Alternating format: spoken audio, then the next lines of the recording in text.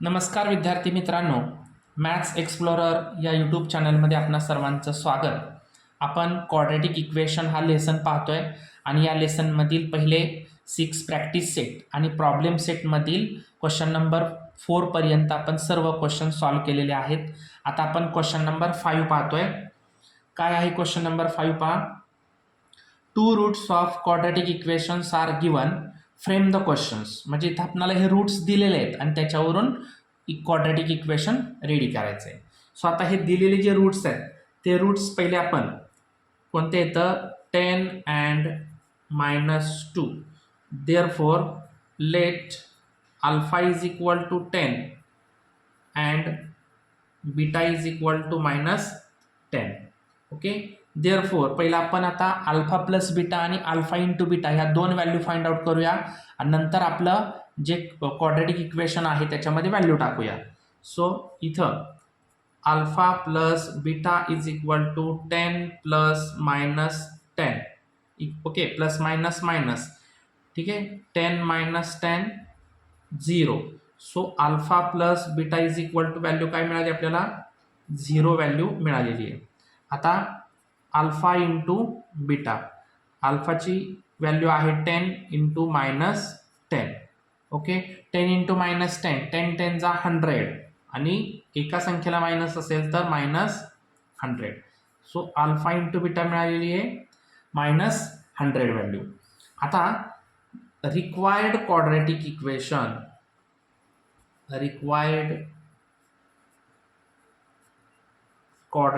Equation, काय आहे?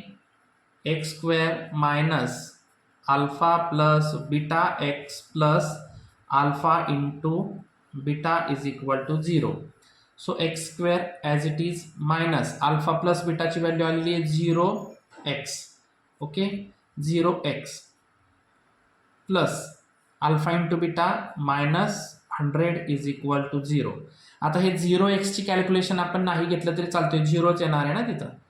आता इथं plus minus -100 is equal to 0. म्हणजे आपल्याला क्वाड्रॅटिक इक्वेशन काय मिळालं इथं? X square minus 100 is equal to 0. Okay, this is the question number 5 मधील first. Then second one, 1 - 3√5 and 1 + 3√5. Therefore let alpha is equal to 1 - 3√5 and beta is equal to 1 plus 3√5.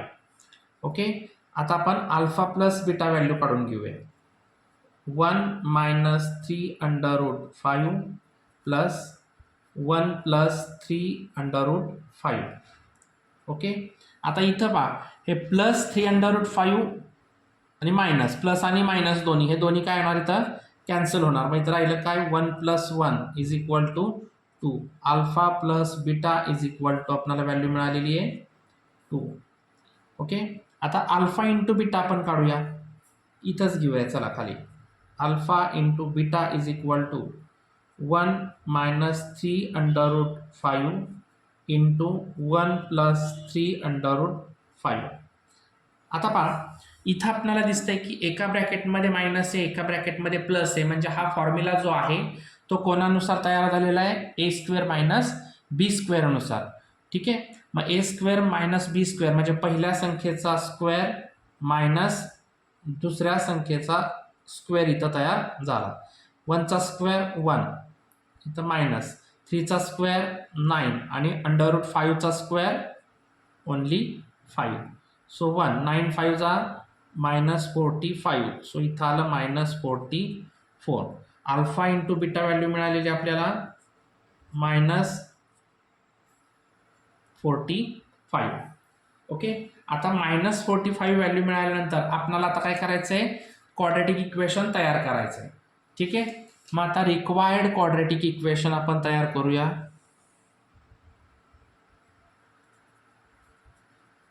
Required quadratic equation x² minus alpha plus beta x plus alpha into beta is equal to 0. ठीक आहे, आता पहा, x² as it is minus x plus alpha plus beta x, so 2x. इथं alpha into beta plus minus 45 is equal to 0. आता इथं plus minus काय होणार, minus होणार. सो इथं आपल्याला हे क्वाड्रॅटिक इक्वेशन मिळालं. X square minus 2x minus 44. Okay, this is the question number 5. Okay, next question number 6. What is the question number 6? So अजून एक क्वेश्चन राहिला क्वेश्चन नंबर 5 मधला, 0 and 7. So therefore alpha is equal to 0 and beta is equal to 7. Therefore alpha plus beta, इथं let म्हणूया, alpha plus beta 0 plus 7 is equal to काय मिळाली value, alpha plus बीटासाठी 7 मिळाली. आणि अल्फा इंटू बीटासाठी 0 into 7, 0 7 0 0 alpha into beta.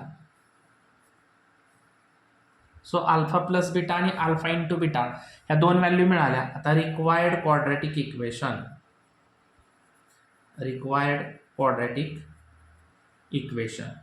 आता required quadratic equation काय होणार इथं, x square minus alpha plus beta x plus alpha into beta is equal to 0. X square as it is minus alpha plus beta 7x आणि इथं alpha into beta 0 is equal to 0. हे quadratic equation finally आपल्याला काय मिळणार, minus 7x is equal to 0 हे मिळालेलं आहे. आता नेक्स्ट क्वेश्चन नंबर 6 पाहूया. आता काय दिलेलं आहे क्वेश्चन नंबर 6 पहा, की determine the nature of roots for each of the quadratic equation. आता काय दिलेलं आहे बघा, 3x square minus 5x plus 7 याचं नेचर फाइंड आउट करायचं आहे. आपण याच्या पूर्वीच पाहिलेलं आहे सगळ्या बेसिक थिंग्स. जर इथं या क्वाड्रॅटिक इक्वेशनची व्हॅल्यू म्हणजेच बी स्क्वेअर मायनस 4ac डिस्क्रिमिनंटची व्हॅल्यू जर 0 आली तर ते नेचर रिअल अँड इक्वल राहतं. जर ती व्हॅल्यू ही प्लस आली तर रिअल अँड अनइक्वल आणि मायनस आली तर नॉट रिअल. अशा पद्धतीने हे 3 जे नेचर आहेत ते क्वाड्रॅटिक इक्वेशनच्या रूटचे आहेत. मग पहिल्यांदा आपण आता इथं काय करूया, तर ते कम्पेअर करून घेऊया. Compare with standard form ax square plus bx plus c is equal to 0. So a is equal to 3, b is equal to minus 5, c is equal to 7. ठीक आहे. त्यानंतर आता आपल्याला काय काढायचं आहे, बी स्क्वेअर मायनस 4ac ची value is equal to, b ची व्हॅल्यू आहे मायनस 5चा स्क्वेअर मायनस 4 इंटू 3 इंटू 7. ठीक आहे. मायनस 5चा स्क्वेअर प्लस 25, 4 3 जा 12, 12 7 जा 84, मायनस 84 आलं. आता इथं मायनस 84 आले, 84 आणि मायनस 25 या दोघांचा जर आपण इथं सबट्रॅक्शन केलं तर 14 मधून 5 गेले 9 राहिले आणि 7 मधून 2 गेला 5 राहिले आणि greater sign minus. So delta is equal to value काय मिळाली, मायनस 59 मिळाली. मग therefore b square minus 4ac is less than 0. Minus value म्हणजे ती 0 पेक्षा लेस आली, मग त्याचं नेचर काय राहणार, therefore the roots are real not real, sorry minus असेल तर not real. Okay, this is the question number 6 मधील first number. Then next question number 6 मधील सेकंड क्वेश्चन काय दिला आहे, under root 3x square plus under root 2x minus 2 under root 3. आता इथं पुन्हा एकदा कम्पेअर करूया आपण. Compare with